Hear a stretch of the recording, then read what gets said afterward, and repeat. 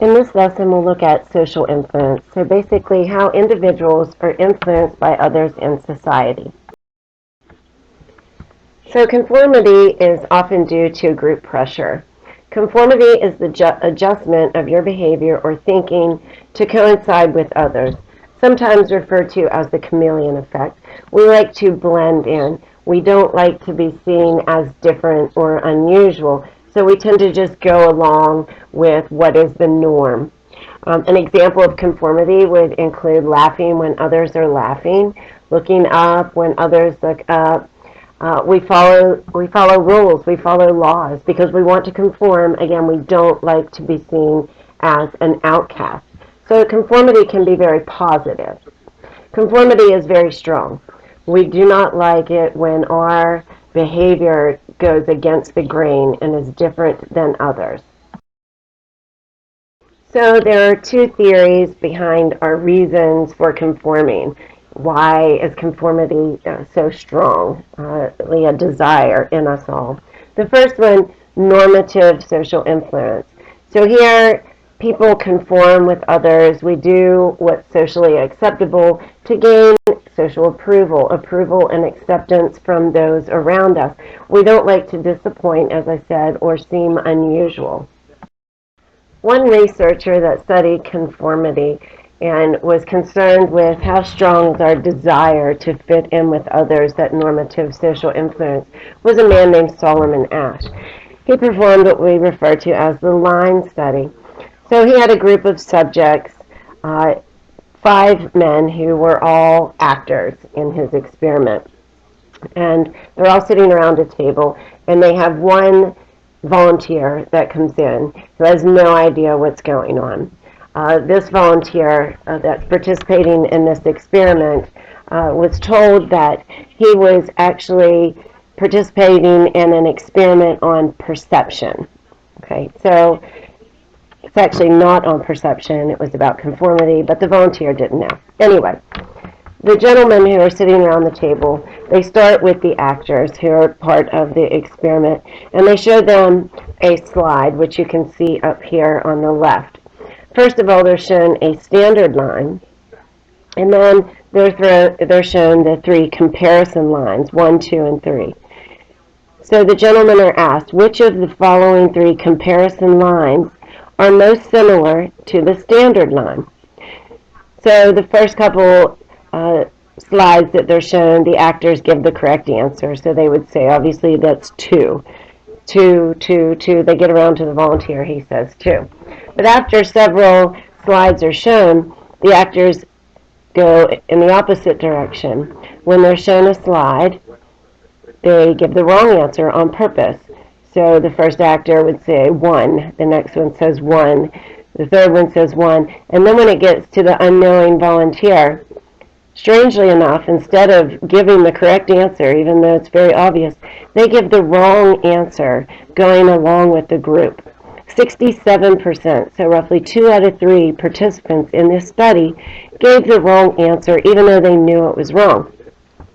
When asked why they gave the wrong answer, it was simple. They did not want to go against the group. They didn't want to explain how their answer was different, and it was just easier to conform and go along. So a student of Solomon Asch, his name was Stanley Milgram, he kind of took this idea one step further. He performed an experiment to see if people would actually blindly obey someone in an authoritarian position, even if it meant hurting another individual. Milgram wanted to do this study as the Nuremberg trials were raging on, where the Nazi officers were being held for war crimes. He was wondering, are these really evil people, or were they just blindly following orders, just obeying what they were told because they felt they had to, being told by someone in an authoritarian position?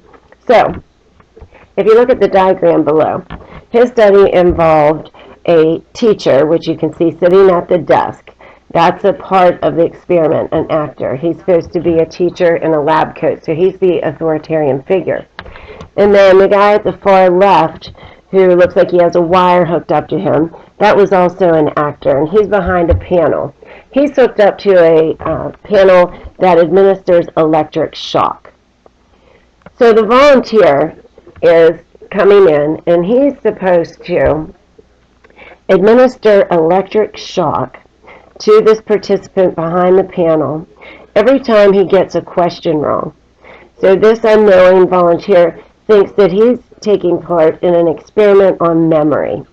And by administering electric shock, when a wrong answer is given, it will improve his memory. Now, with each incorrect answer, the volunteer is supposed to increase the voltage. The voltage on the panel went all the way up to 450 volts. This would have clearly killed or severely harmed the individual behind the panel. And despite the fact that the volunteer behind the actor behind the panel was screaming when the electric shock was supposed to be administered, the volunteers just kept increasing when told to do so by the authoritarian figure in the lab coat. Fortunately, this was just an act, and the person was not really receiving electric shock. But the experiment showed profound effects. The subjects, again, 2 out of 3, went all the way to a lethal dosage. So this showed that some people can just blindly conform and be obedient to someone who they think is in charge of them, even if it means harming another individual. So this chart shows how the electric shock ranged from a slight electric voltage all the way to XXX, the 450 volts, and roughly 2 out of 3 participants went all the way. The second theory on why we want to conform is called informational social influence. So normative social influence said that we try to fit in to feel normal and go along with the group. We don't want to be seen as unusual or different. Informational social influence, on the other hand, is conforming and going along with others because we think they have more information or are more knowledgeable about the subject. And some of the participants in the line study gave this answer. They said that perhaps they misunderstood the question and that participants in the group had a better idea of what they were asked, as if somehow they were more knowledgeable about the experiment, so they gave the wrong answer going along with them for that reason. So there are a few conditions that strengthen conformity. There has to at least be 3 or more people present. If it's just you and one other person and you don't agree, you're more likely to go against that person. If the group is unanimous, everybody is conforming, you're more likely to go along. And also, you have to admire the group status. If it is a bunch of people who you do not care about, you're not going to have that desire or need to actually fit in and conform. It has nothing to do with age or education. Everybody at some point has this desire to go along with the group and go along with these social norms. There are also several group influences that we need to look at. The first one is very positive, social facilitation. This is improving your performance when others are watching. This is why we always want that home field, home court advantage.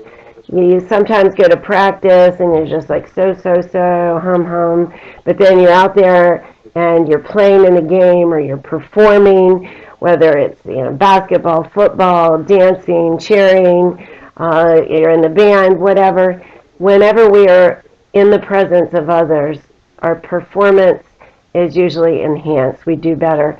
You may have noticed if you work out in your home, you may not put forth as much effort as you would in the gym. when others are around and watching you. Social loafing, on the other hand, is kind of a negative social influence. This is exerting less effort when other people are involved. I think a good example here is group work.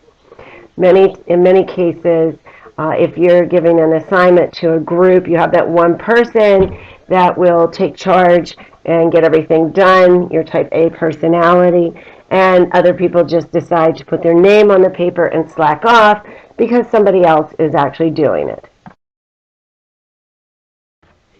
So group polarization, this is when you have a certain opinion or attitude about something and you start talking to someone else who shares that common opinion, attitude, or belief.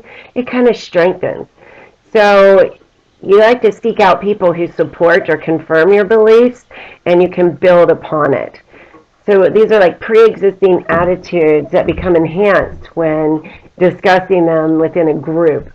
An example, when abusive parents talk together, they may feel that their actions are more justified and become even more abusive because that idea has strengthened. Groupthink is always a bad thing.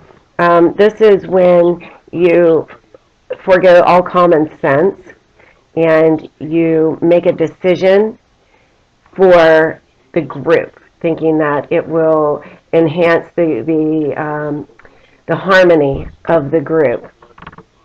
So our alternative views are suppressed, even though they are better than one is presented. We just kind of throw common sense out the window and think, well, this is the best thing for the group, and it can often be very bad. So de-individuation. This is the idea that some people, when surrounded by a group that are being negative and there's a lot of emotion involved, you may lose your individual restraint and go along with that negative behavior that the group is engaging in, especially if you know that you're going to remain anonymous. That's why you often see on television after a natural disaster or riots, there may be looting occurring, and you see on the news, grandma pushing a shopping cart full of televisions down the road, and it's because she may have got caught up in that negative behavior, thinking that she was going to remain anonymous.